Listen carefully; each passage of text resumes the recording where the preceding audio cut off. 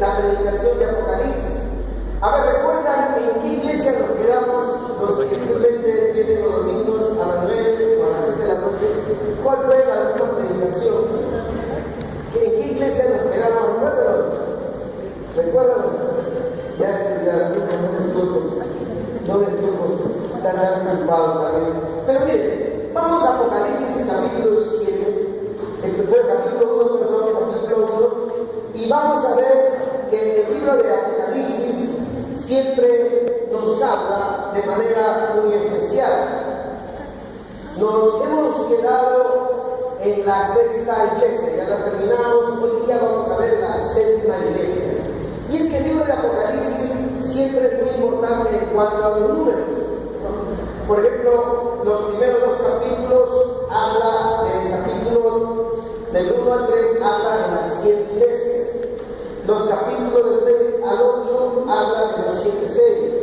Los capítulos del 8 al 11 habla de las 7 trompetas. Los capítulos del 12 al 13 habla de los 7 personajes. Los capítulos del 15 al 16 habla de las 7 copas. Los capítulos del 17 al 20 habla de las 7 sentencias. Y en el capítulo 21 al 22 habla de las 7 cosas nuevas. Y quiero que veamos cielos nuevos, tierra nueva, ciudad nueva, naciones nuevas, río nuevo, agua nuevo, trono nuevo. O sea, el número 7. El Apocalipsis nos habla algunas veces de manera muy literal, como está escrito, o otras veces de manera simbólica. Y como hemos estado viendo el mensaje que Jesucristo da a las 7 iglesias, no es porque solamente había 7 iglesias, sino el Señor tomó un tipo de 7 iglesias, más o menos que había en esa época, ¿no? que se daba en esa época, y sobre todo que el apóstol Juan las conocía también y sabía de todo ese ministerio, porque era como pastor misionero, según algunos, su circuito de las 7 iglesias que estaban en una misma zona, que en ese tiempo se llamaba Asia, pero era parte de hoy de Europa, ¿no? Pero vemos ahí entonces, también la zona del mar Mediterráneo y todo eso. Pero vemos ahí entonces cómo es que cuando vemos ahí, y les he dicho durante las predicaciones pasadas, que el Apocalipsis muchas veces se ha vuelto un libro para muchos como oculto, como misterioso, y no solamente los clérigos, los sacerdotes, el Papa puede interpretar, lo cual es una falsedad, una mentira. Porque la Biblia la puede interpretar todo creyente que ha nacido de nuevo. ¿Cuántos dicen amén? O sea, es muy importante. Los creyentes que han nacido de nuevo tienen el Espíritu Santo. Y el Espíritu Santo escribió este libro de Génesis hasta Apocalipsis. Por lo tanto, el Espíritu Santo es el mejor intérprete que nos ayuda a nosotros. Y vamos a ver, hermano, cómo es ahí la revelación de Jesucristo. Recordarán que les dije que es Apocalipsis, la palabra Apocalipsis significa revelación, revelar algo que estaba oculto por los siglos, ahora se abre el velo y es muy importante. En cierta manera, y permítame la ilustración con la hermosa familia, si me dan el permiso, para ellos estuvo oculto el tener una niña, no sabían que iban a tener, varón o mujer, ni siquiera pensaban que iban a casar, fue oculto para ellos. ¿Cuántos tiempos de casados? 4, 5 años. Durante prácticamente 4 años fue oculto para ellos. Pero ya estaba este tiempo, para Dios ya lo decía, pero fue oculto. Entonces Dios esperó que ellos llegaran a una lugar, llegaran a acercarse más, a conocerse más, a ver la realidad, y hasta que Dios le dijo, aquí está, tanto aquí está, y va a ser una princesa, va a ser una princesa. Y ahora solamente tiene que prepararse para que un día de blanco, es niña de blanco, y tú la eres al varón así como tú recibiste a alguien. Entonces, pero todo eso estuvo oculto. Cuando usted le pide algo al Señor, sano,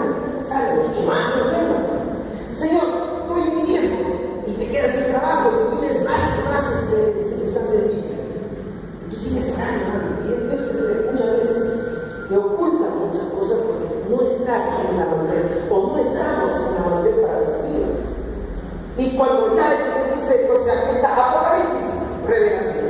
Esa es la idea de Apocalipsis. Pero vamos a ver, hermano, el mensaje a la iglesia de la Odisea. Mire, cuando nosotros vamos ahí a Apocalipsis, el capítulo 1, el pastor eterno, Jesucristo, tiene un mensaje para cada una de las iglesias locales. Hemos visto la iglesia de Éfeso, Esmirna, Pérgamo, Tiatira, Sardis, Filadelfia. O sea, son 6 iglesias que ya hemos visto. Y noten algo muy importante, y es lo que nosotros como evangélicos y sobre todo como iglesias evangélicas bautistas siempre predicamos y siempre va a ser la iglesia es una iglesia local, es una comunidad local. Y que está la congregación y están los pastores o el pastor de los pastores. No es eso que hay apóstoles, profetas y todo eso.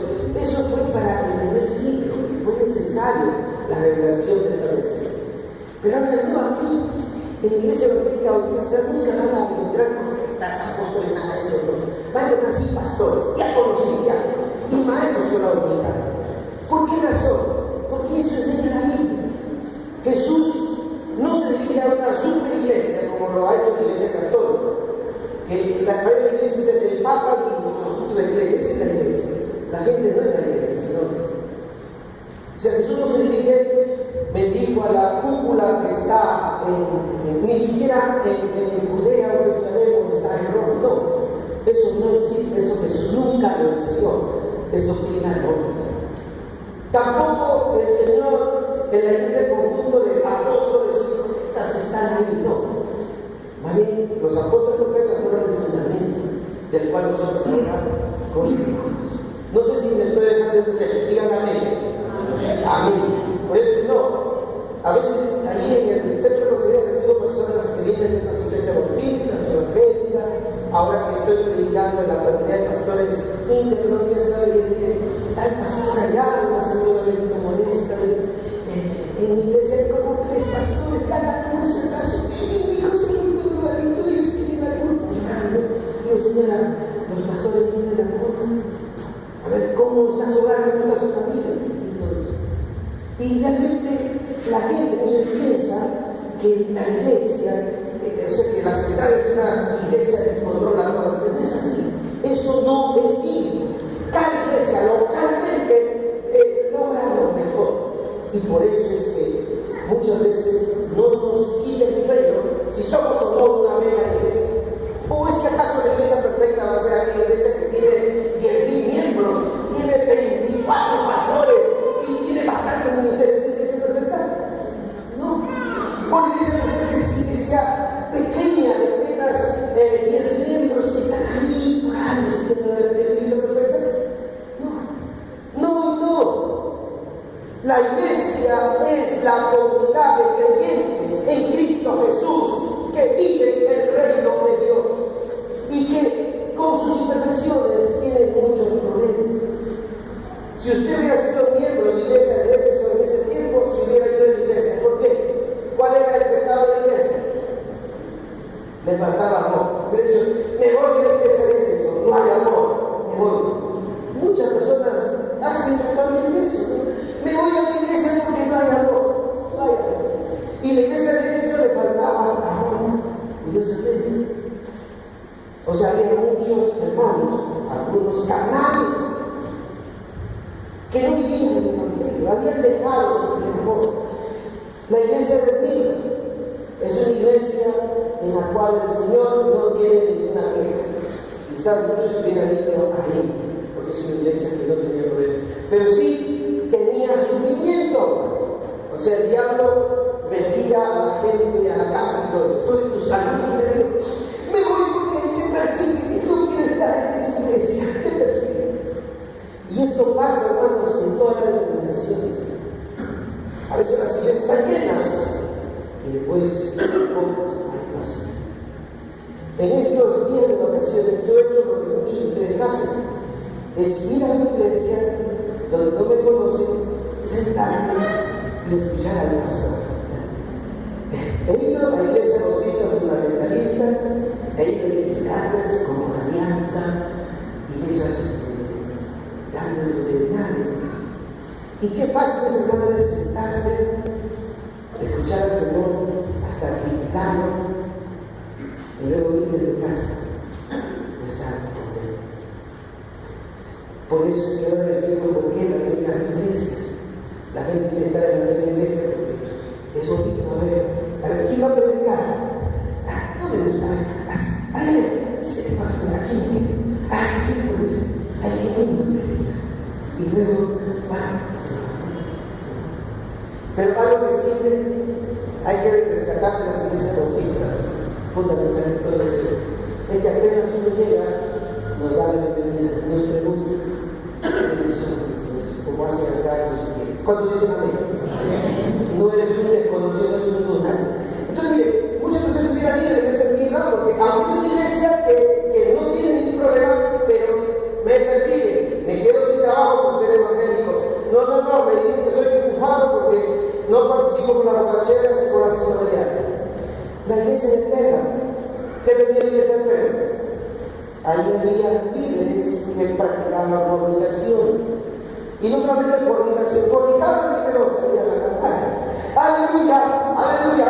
Yo vine a alabar a Dios. ¡Aleluya! ¡Aleluya! Yo vine a alabar a Dios. Pero yo le digo a alabar. Y luego se van a hacer fornicación. Eso pasaba en la iglesia de Perga. De Perga. Y no solamente la prostitución y el cuerpo físico, sino que ellos se iban por la falsa doctrina. Entonces, la iglesia de Perga, que había otro problema, estaban viviendo raíces. Aquellos que se sentaban y siempre decían, no me gusta eso, cambia. O sea, una iglesia con problemas. Sardes, otra iglesia también que tenía problemas. Y Filadelfia, es la iglesia en la cual Dios no tiene queja, pero sin embargo, realmente ellos eran pocos, no pocos. Ahora miren, Jesús se dirige a cada iglesia. Si no vean ahí, Apocalipsis capítulo 1, versículo 11, miren lo que él se dirige a cada iglesia. Versículo 1, del 11 al 20, y él mismo interpreta la visión del profeta Juan, el último profeta, por si acaso. El último profeta fue Juan. Ahí está Juan. Y dice el versículo 20, en cuanto al ministerio de las 7 estrellas, que hay en la mano derecha, y de los 7 candelabros de oro, las 7 estrellas son los ángeles de las 7 iglesias, y los 7 candeleros son las 7 iglesias. Entonces, miren algo muy importante aquí, algo muy importante, lo que dice aquí el libro de Apocalipsis. Jesús dice que la iglesia es la congregación local. O sea, iglesia de Mirna, iglesia de Éfeso, iglesia de Israel. Así como hay muchas iglesias evangélicas, iglesias locales, que no dependen de una superestructura, no, sino de iglesia local. La iglesia que adelante va con sus pastores y diáconos, con sus maestros para dominicar. No es necesario estar haciendo milagros para que la gente venga, sanidades para que la gente venga, porque así como vienen a montones nuevos humanos, o solamente quieren la comida material o la sanidad material, mas no siempre el buscar a Dios. Y miren algo que Juan recibe, es que él escriba. Apocalipsis capítulo 1, él dice, escribe a las iglesias. Versículo 1:11 dice, que decía, escribe en un libro lo que ves y envíalo a las 7 iglesias. A las 7 iglesias. No dice iglesia como la iglesia católica es la única iglesia de la religión. O como ahora se han levantado profetas que se creen que son los únicos, y esos los únicos que están hundiendo a las personas para que vivan en santidad. No, Dios habla a las iglesias, así como hay iglesia bautista Orel, iglesia bautista Fuente de Vida, iglesia bautista La Playa, o iglesia evangélica como locales. Porque las otras iglesias no bautistas son iglesias que son superestructuras, que están siempre en una superestructura, o iglesias evangélicas que solas se levantan y son de la comunidad de la fe. Pero mire, escribe las 7 iglesias, y mire,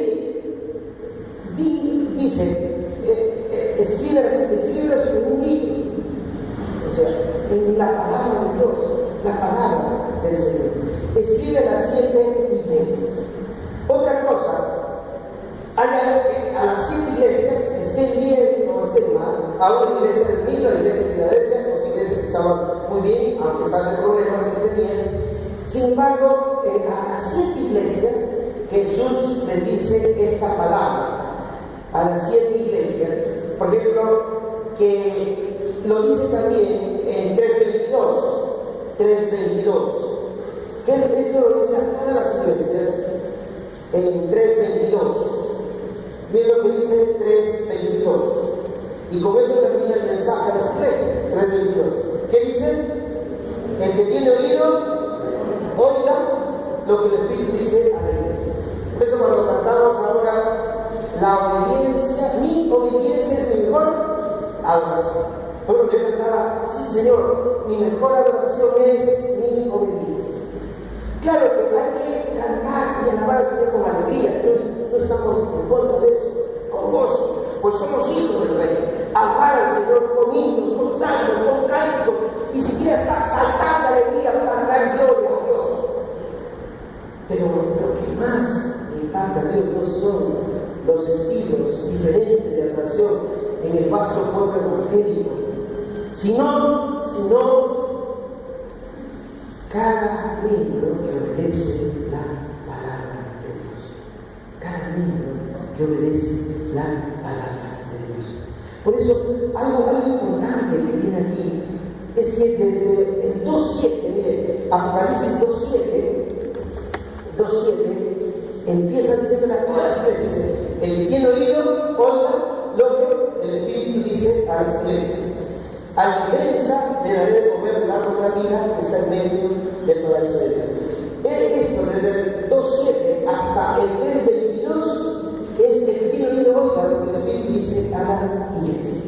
Entonces, Dios siempre quiere que tu mejor adoración, mi mejor adoración, va a ser mi obediencia a la palabra de Dios. Entonces vemos aquí que escribe a las 7 estrellas, que son los 7 ángeles, y escribe a los 7 revelados, que son las 7 iglesias.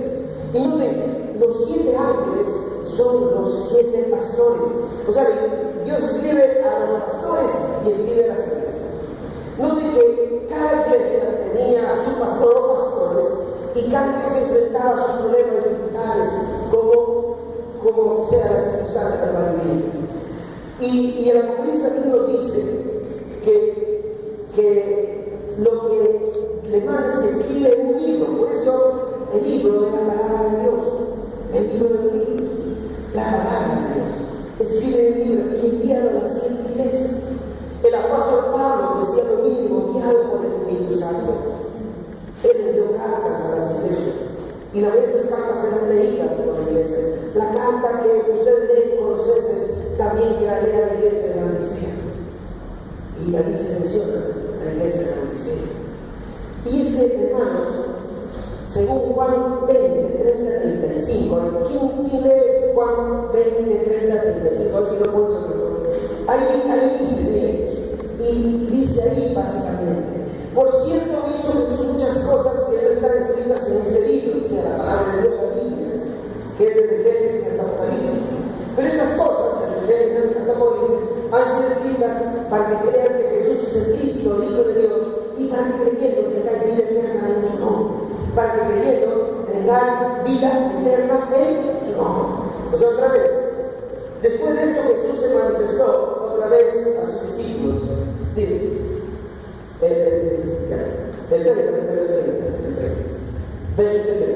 hizo además muchas otras señales que en presencia de discípulos, las cuales no están escritas en la Biblia, en la palabra de Dios. Pero estas se han escrito para que creáis que Jesús es el Cristo, el Hijo de Dios, y para que creyendo tengáis vida en su nombre. Tengáis vida en su nombre.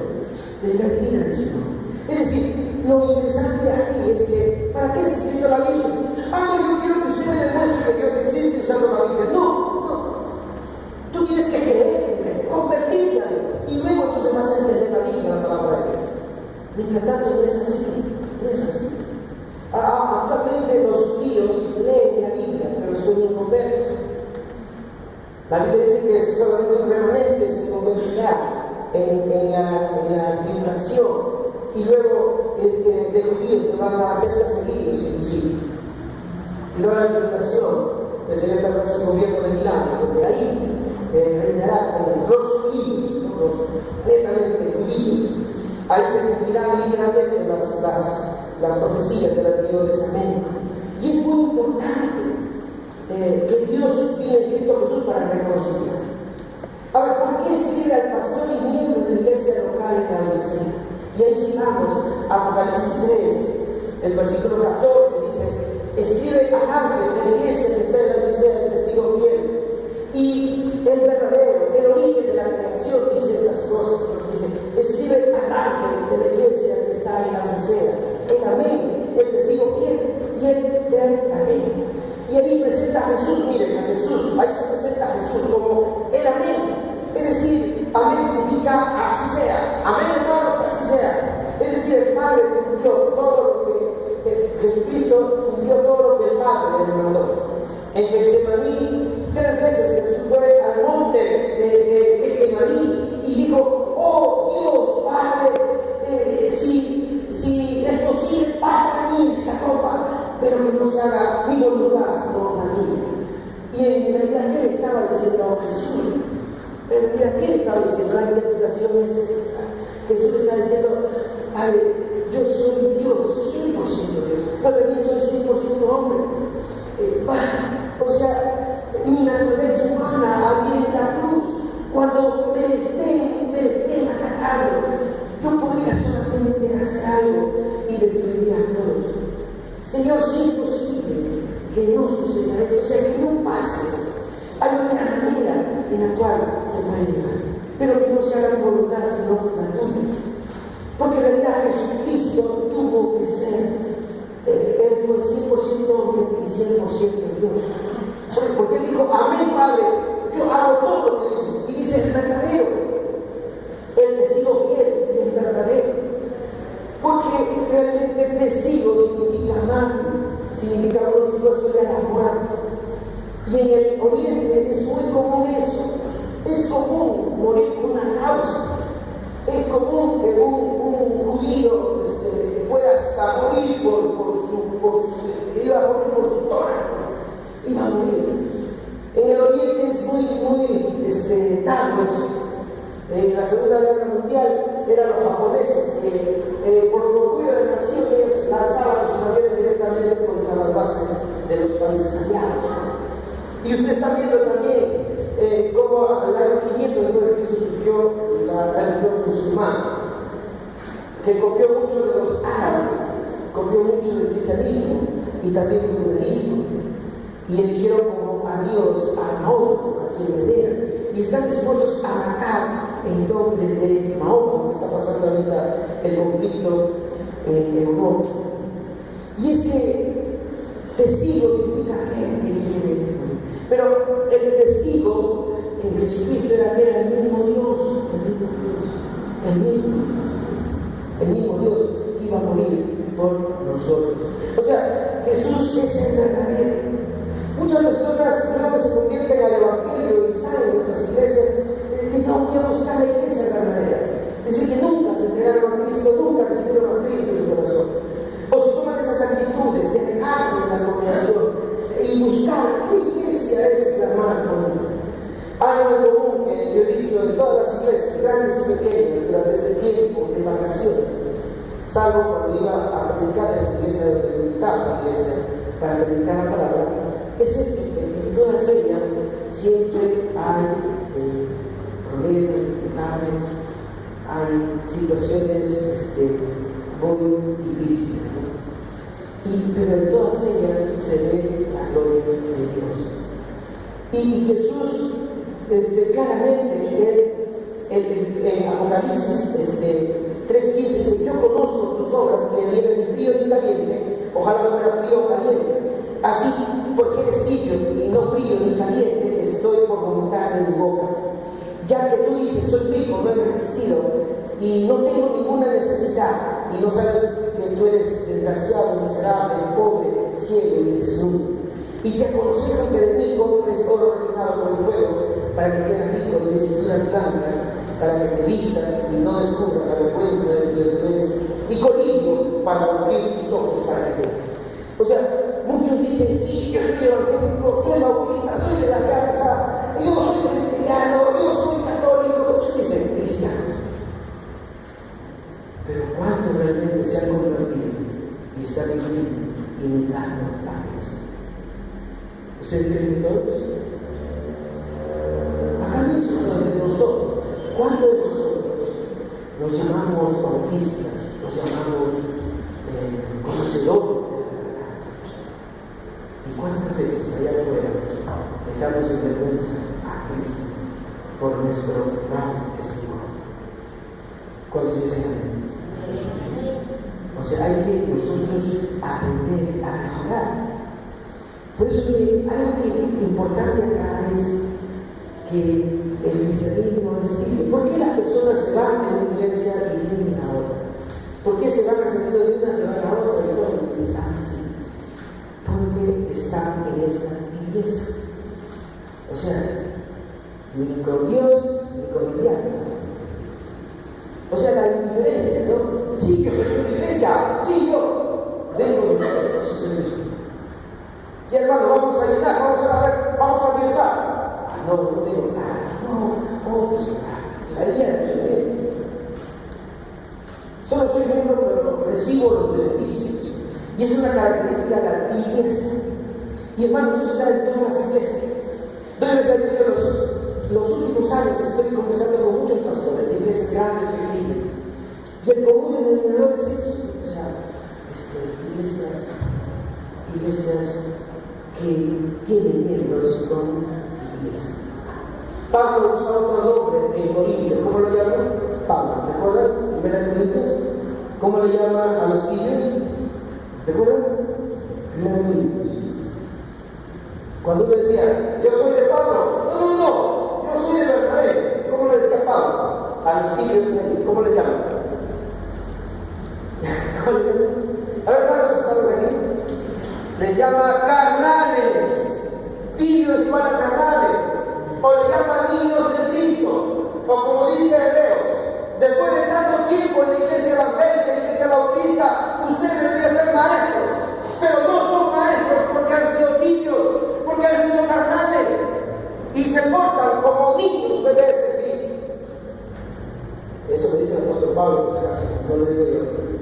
Lo dice la palabra. Y me lo dice a mí también. 30 años de pastor bautista. A ver, ¿qué has hecho, José Colchado? A ver, ¿cuántos pueden decir gloria a Dios porque el pastor Colchado me predicó la palabra? Gloria a Dios porque el pastor Colchado me exhortó. Me enojé con él, sí. Me enojé, me fui a mi iglesia, pero luego he reconocido que él tenía razón. Gracias, pastor Colchado. ¿Cuántos de nosotros podemos decir así? Si soy bautista, soy de la iglesia evangélica bautista central, tengo tanto tiempo y ahora soy maestro. Y es pura palabra lo que les estoy diciendo. Es pura palabra de Dios, palabra del Señor.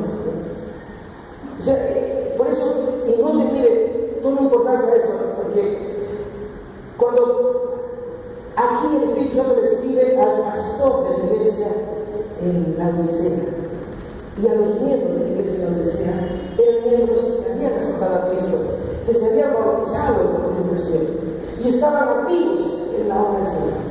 A ellos les escribe, por cuanto no eres mi filho ni marido. Ojalá fuera el mundano. Aún un mundano está mejor que tú, porque el mundano es inmoral y todo eso porque no conoce la palabra, no se ha convertido. Pero tú sí conoces la palabra. Y aún siendo creyente, siendo convertido, te estás portando como un mundano, como un inmoral. Porque no eres ni un cristiano lleno de Espíritu Santo, sino eres una persona carnal. ¿Y qué dice el Señor? Que vomitaré de mi boca. Y es muy interesante que cuando los volvemos a la Odisea es una ciudad llena de mucho comercio.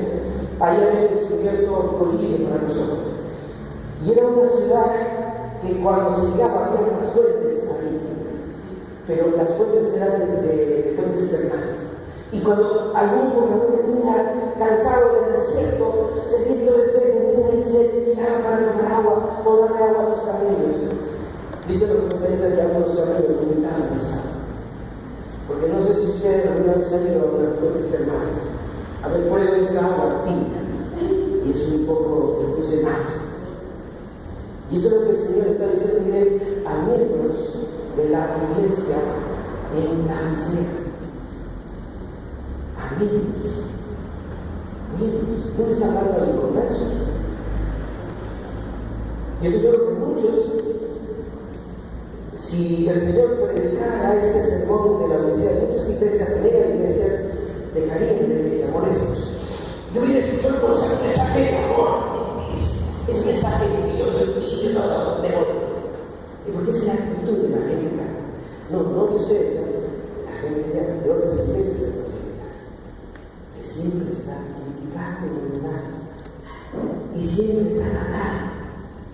Cuando el problema no es Dios, el problema es que tengo que venir a ser un siervo de Dios, una mujer conforme al corazón de Dios. Y es que es muy importante, miren, algo que dice el versículo 28, yo te aconsejo que de mí compres oro refinado por el fuego, para que te hagas rico, y vestiduras blancas para que te vistas, y no descubras la vergüenza de los hombres, y colillos para abrir los ojos para que veas. Y aquí viene lo más duro que usted y yo debemos entender. Yo reprendo y disciplino a todos los que aman, sé por celoso de tu fe. He aquí yo estoy en la puerta y llamo. Si alguno de mi voz se abre la puerta, entraré y cenaré con él y conmigo. Al que venza, yo le daré que se siente conmigo en un trono, así como yo también he vencido y me he sentado con mi Padre en su trono. El que tiene oído oiga lo que el Espíritu dice a la iglesia. Y quizás una ilustración muy personal. Desde que estoy en las redes, yo me encuentro con miembros que pastoreé como pastor, en otras iglesias de Cartago, de Venezuela. Y pocos de ellos los veo comprometidos en el mundo evangélico, en el mundo evangélico. Otros, aunque me llamen pastor, que bonito, todos están en el mundo. Basta ver su fe, nada más. Basta ver su fe. Está en el mundo. Bueno, siempre la exhortación, asiste a la iglesia, recuerda, es un consejo de tu ex pastor de la iglesia católica, tu ex pastor de la iglesia de Venezuela. Y el día que el Señor me lleve a otro sitio, y si encuentro el mundo por ahí, pues sí, de la iglesia, deja de juzgar a los hermanos, deja de mirar los defectos de otros, mírate a ti mismo, ponte frente al espejo y di, ¿estoy imitando a Cristo o no? En la preparación que estamos dando a los jóvenes, tanto el pastor José Tello como yo, hemos aprendido que hay 60 rasgos que Jesús tuvo y que nosotros debemos imitar. 60 rasgos. Esa lista de 60 rasgos.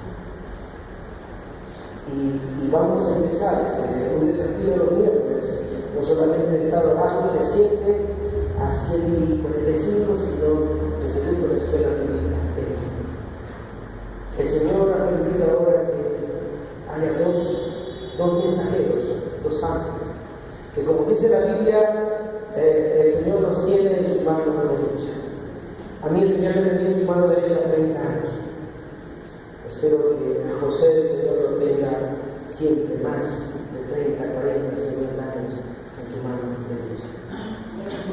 ¿Cuántos dicen amén? Amén. Pero mire, el Apocalipsis es un libro que habla al pastor, que habla a la iglesia. Mire, no, Jesús no le echa la culpa a los pastores, sino a toda la iglesia, a toda. Y la iglesia es la congregación. La congregación de esa iglesia, la asociación de iglesia de esa iglesia, y muchas otras denominaciones que se llaman iglesia no son iglesia. Bíblicamente iglesia es la iglesia local. Yo me convertí en una iglesia local, hermano, también iglesia bautista de Lima. Ahí me convertí y ahí sentí el llamado, y esa iglesia